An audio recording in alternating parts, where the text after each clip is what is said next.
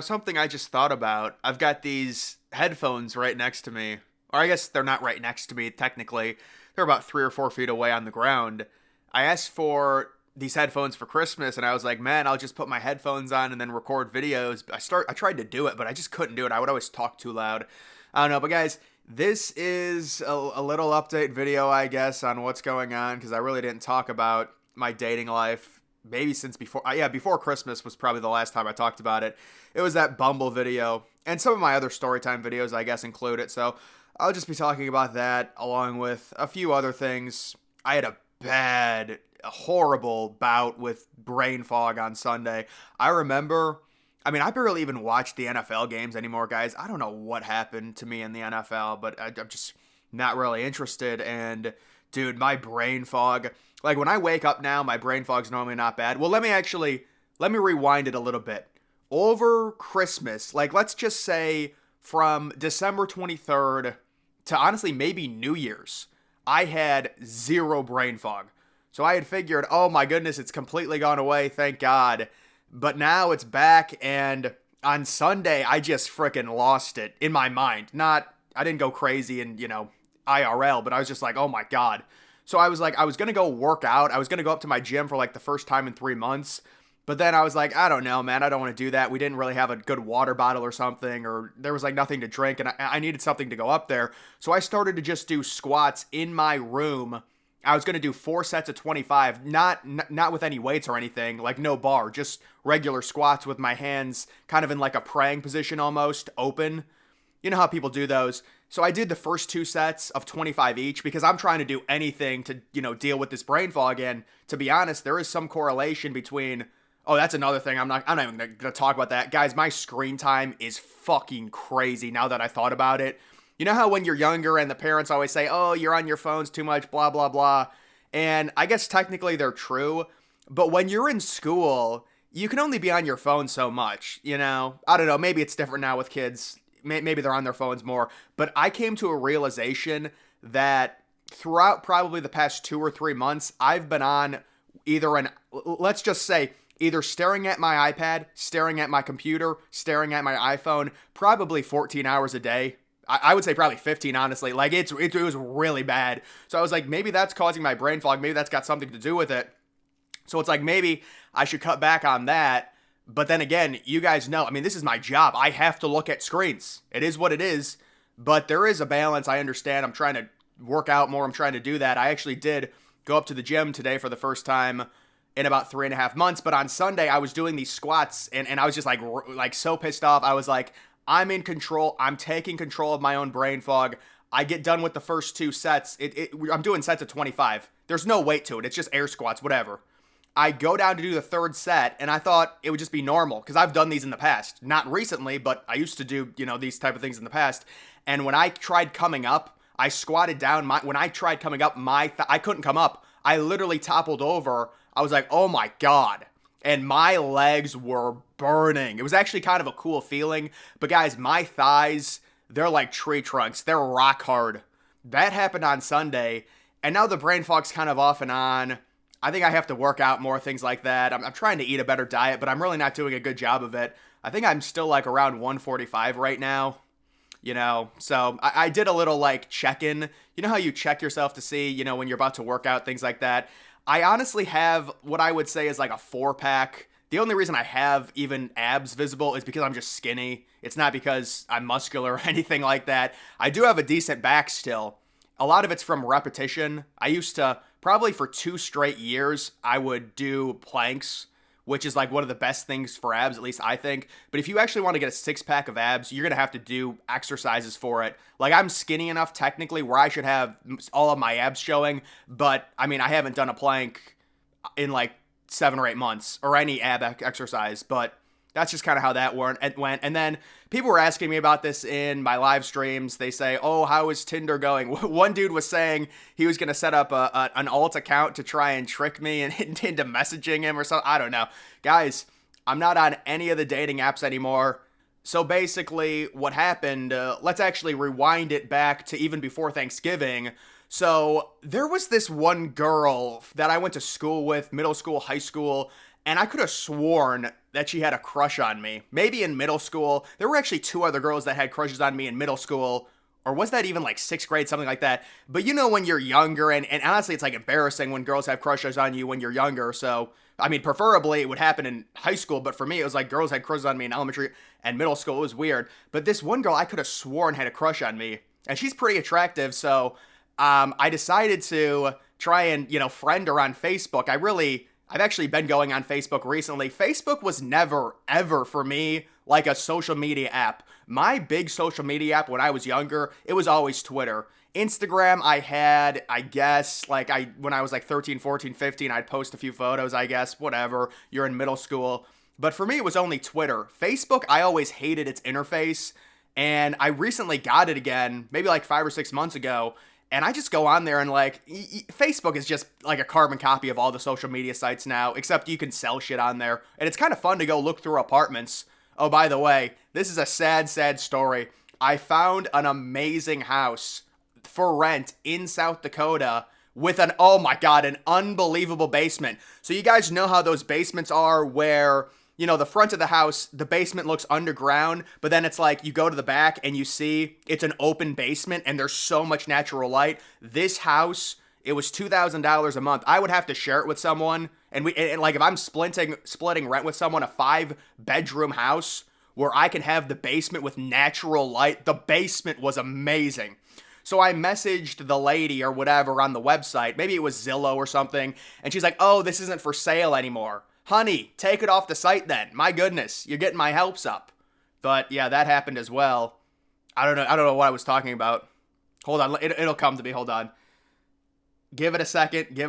It was dating. It was, oh yeah, so I decided to, I was going on Facebook, doing things. Facebook, their interface, I give them credit. They've got a better interface now. Their interface was horrible in like 2016, 2017. I could never go on the app. The interface was so bad. It was like, this is like 2006 internet. So they got better, and I decided to friend request this girl, but I don't even think she was active. So, after that failed or whatever, she didn't accept it. At least at that time, she didn't accept it. I decided to go back on the dating apps, and this is normally what happens around the holidays with a lot of us, me included. You get lonely, you fire up the dating apps. Probably my first time since last Christmas I was on them. And it was mainly Tinder. Hinge, I'm just horrible at. I mean, listen, when a girl swipes like right or left on you, you know that thing. With Hinge, I legitimately think I might be 3 for 1,000 on girls swiping right on me. I'm not even kidding you. Like Hinge, I can't even use the thing. I've talked to people, they're like, oh, use Hinge. How do I even use Hinge? I don't even get a match on there. At least with Tinder and Bumble, you're at least looking at some options. With Hinge, it's like, you're just eroded. I can't even do Hinge, so Hinge is out. So then it was Tinder, it was Bumble, all the other ones, whatever other apps there are, they're all shit. I would not waste your time because 99% of the people are going to be bots. There's a lot of bots on Tinder and Bumble as well, but if you actually are trying to date as a male, number one, I would say just based off of my recent experience, I know this is kind of like a cliche, bro thing to say, just get off the apps, dude, especially if you're average, because even me saying this, if you look at my last few times, and my performance to where the girls I was able to attract, go back to 2019, 2020, I was looking at a few 6 out of 10s, honestly. These were respectable girls. Now, the issue is all those 6 out of 10s are talking to 15 different dudes, and it's like you're fighting for a fucking 6 out of 10. What's the point? But this past year, guys, it was a complete... It's like looking into the Sahara Desert for me. That's what it was this past year on these dating apps, on Bumble, on Tinder. Just horrible. Just no one. And oh my God, this happened to me again. So this one girl, basically there's only been 2 girls to where I have ghosted them. Or the one I don't even think I ghosted, but the one girl I rematched with, I don't even know why I did it. I mean, she's the one that rematched, but whatever. And she gave me attitude, and this was a thing where I denied her. This was like 2 years ago. I denied her because I thought I had a better option, and I did have a better option. The problem is the better option ended up ghosting me. But it was, and then we rematch, and she's like, gets so much attitude. So I'm like, all right, it's just not going to work out, whatever. And honestly, I can respect that, right? If somebody doesn't go for you, you're not going to go back to them. But then it happened with another girl, the other girl that This girl I did ghost, and she was freaking pissed off. I don't even know why I matched with her, but I was like, okay, I'm just not gonna do this because I understand, I get it. But honey, it's like, honey, you've got such a big advantage on here. You're gonna kick me while I'm down. I'm not even attracting anyone. And then, yes, I ghosted one person, whoop-de-doo. And then I even hear attitude from that girl. When it's whatever. So that's my dating experience. It was horrible. It was worse than the last, I would say, 3 or 4 years I've been on it, because there was a time, and it's not like I've gotten fat or anything. I mean, I could understand if I was fat or something happened.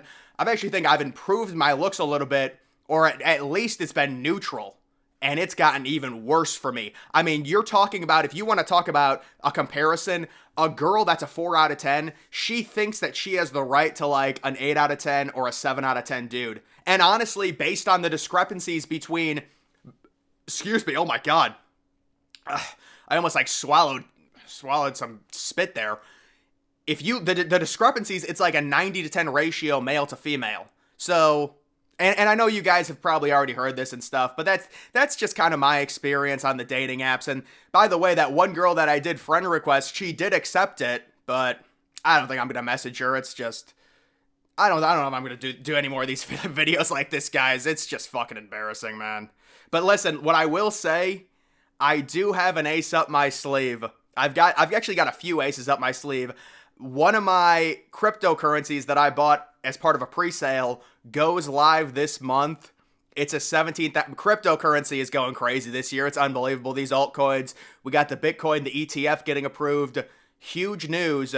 But guys, think about this new idea I got. And I might have to make this myself. And I might have to make the website myself. If you make a website now for like a meme coin, because I'm trying to make a few meme coins, it'll only cost you about $300 or $400.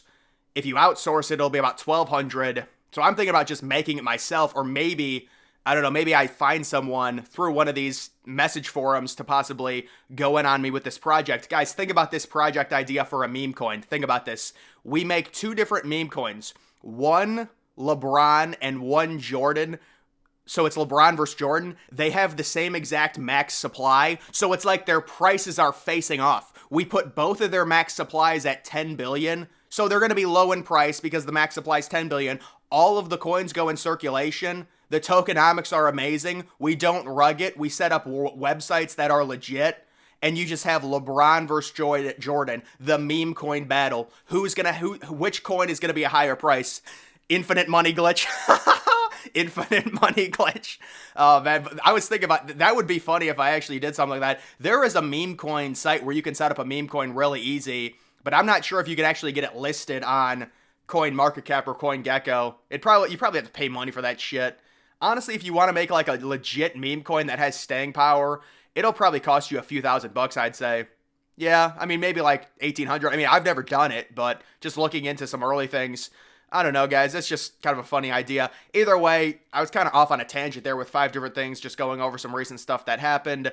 But yeah, that's pretty much it. We are into the doldrums. The bad time of the year. Oh, the weather. We've had such horror. Oh my God. I don't know what we did to piss off God, but 2 days ago, it was 40-mile-per-hour wind gusts, 35 degrees, and somehow it was like raining. It was raining, but it was almost like the wind was so impactful that the wind was forcing rain to come down from clouds, and the rain was just kind of like pissing all over. It was like little very tiny microscopic droplets, and they were just like pissing all over the place. It was disgusting. And guys, think about it. We've got a high next Tuesday. This never happened last year. We never had this cold. The high next Tuesday is 13 degrees. The low is -1. I'm sure a lot of you've seen the Kansas City Chiefs, their game coming up. It's going to be 0 degrees. Everyone's talking about it.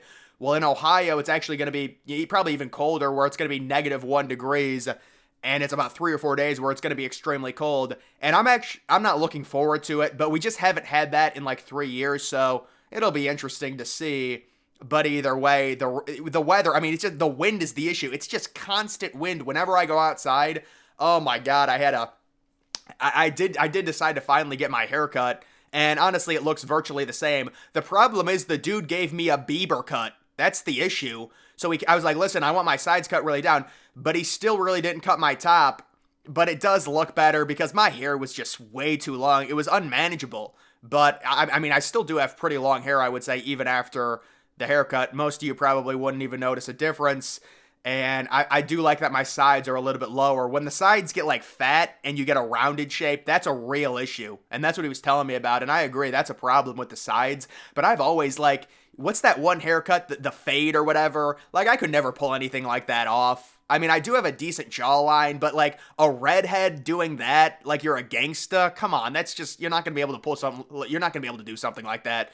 But yeah, that's just me ranting for about 14 or 15 minutes on what's been going on. So yeah, the dating was terrible. I'm not on any dating apps. I have no prospects. I'm going to have, listen, I'm going to have a lot more success with girls in South Dakota because you have to think about it. My net worth is increasing. I'm getting in better shape. The girls out there, they're not, you know, it's just a charade with these girls. They're just very immature. They really don't. Listen, I'm not going to go through it. But nonetheless, guys, if you're interested in joining my Discord, we're a growing community. What are we, around 550 now, 600 members almost. We are getting pretty big, and there's conversation daily on there. That link will be in the description. My Twitter link might be in the description. That's going to do it for this video. Make sure you follow me on X.